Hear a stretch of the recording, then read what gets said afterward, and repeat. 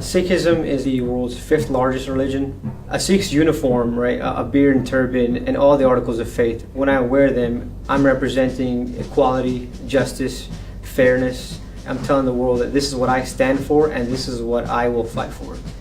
A Sikh would rather lose his head than lose his turban. I'm Simratpal Singh. I'm a captain in the U.S. Army, and I'm also a Sikh. When I found out that I could not serve with my articles of faith, that was a shock to me. Sikhs and military service go hand in hand. My great-grandfather served in World War I for the British Indian Army. There's no conflict between what Sikh values are and the Army values.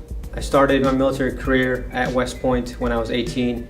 I knew I was going to have to make a big decision of walking away from my articles of faith.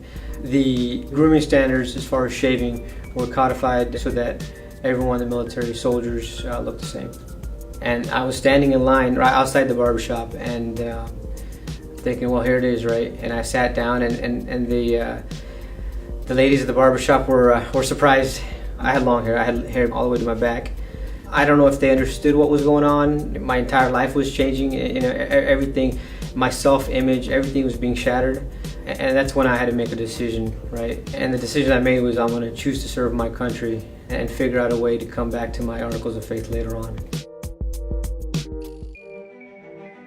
It was after I met the two gentlemen who were wearing their articles of faith and were in the Army that I learned that there is a way to request religious accommodation.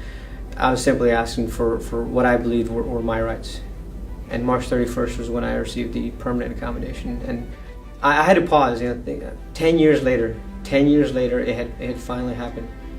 The first day that I wore my uniform with my beard and turban, it was an unreal feeling. When I look in the mirror now, I feel a sense of pride and completeness. My two worlds have come together.